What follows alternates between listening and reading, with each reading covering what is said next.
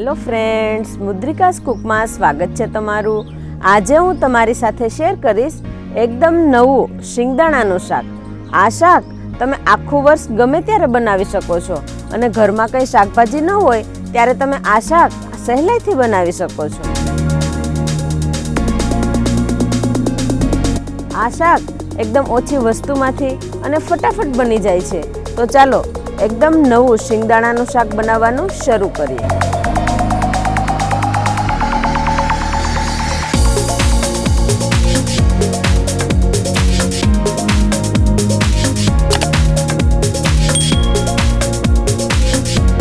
શિંગદાણાનું શાક બનાવવા માટે મેં 1 કપ શિંગદાણા લીધા છે। તો શિંગદાણાને મેં શેકી અને ફોતરા કાઢી લીધા છે આ રીતના। તો અહીંયા શાક બનાવવા માટે આ રીતના મોળા શિંગદાણા લેવાના છે, આપણે ખારી શીંગ નથી લેવાની। તો હવે શિંગદાણાને અધકચરા ખાંડી લઈશું। અહીંયા શિંગદાણાનો એકદમ ભૂકો નથી કરવાનો, અધકચરા રાખવાના છે।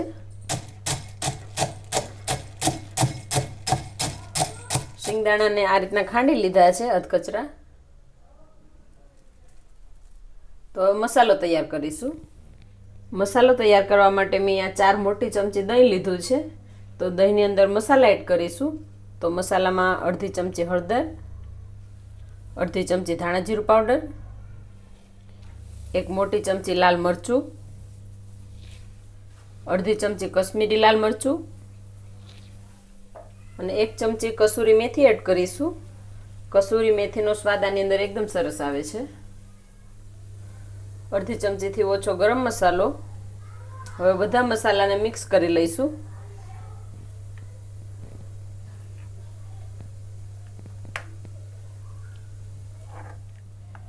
મસાલો તૈયાર થઈ ગયો છે। હવે આપણે આદુ મરચાં અને લસણની પેસ્ટ બનાવી લઈશું। તો અહીંયા 7 થી 8 કળી લસણ લીધું છે, 2 મરચી, 1 આદુનો ટુકડો। હવે અધકચરું વાટી લઈશું। આદુ મરચાં અને લસણને ખાંડી લીધા છે આ રીતના અધકચરા। આ રીતે ખાંડીને નાખવાથી ટેસ્ટ સરસ આવે છે। હવે શાકનો વઘાર કરીશું।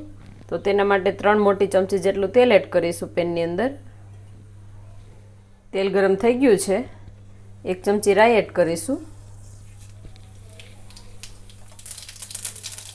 1 ચમચી આખું જીરું, મીઠા લીમડાના પાન, વાટેલા આદુ મરચાં અને લસણ, બધું મિક્સ કરી લઈશું।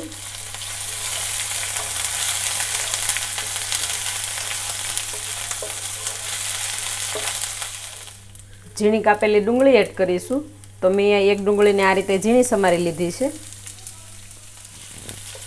ડુંગળીને સોફ્ટ થવા દઈશું।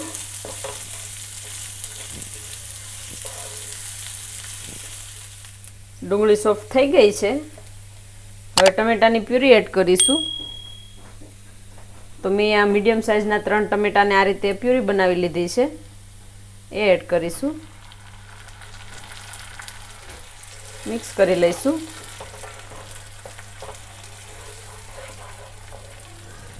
થોડી વાર માટે ગેસની ફ્લેમ હાઈ કરી દઈશું। હાઈ ગેસની ફ્લેમ પર 5 મિનિટ જેવું થઈ ગયું છે। હવે ગેસની ફ્લેમ લો કરી દઈશું અને મસાલાની પેસ્ટ તૈયાર કરેલી છે એ એડ કરીશું। મસાલો એડ કરતી વખતે ગેસની ફ્લેમ લો રાખીશું। સ્વાદ પ્રમાણે મીઠું એડ કરીશું અને મિક્સ કરી લઈશું।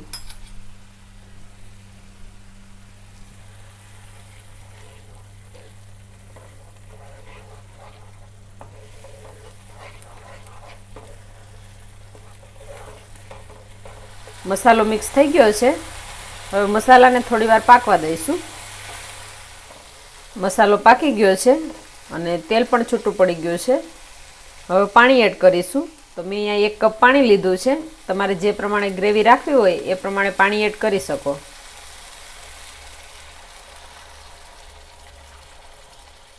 મિક્સ કરી લઈશું। મિક્સ કરીને શાકને ઉકળવા દઈશું।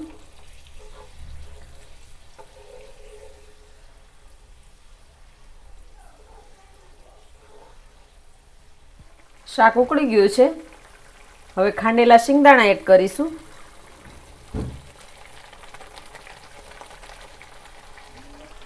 મિક્સ કરી લઈશું. શિંગદાણા એડ કરીને શાકને 5 મિનિટ ચડવા દઈશું. 5 મિનિટ જેવું થઈ ગયું છે. હવે ગેસની ફ્લેમ બંધ કરી દઈશું અને ઉપરથી કોથમીર એડ કરીશું.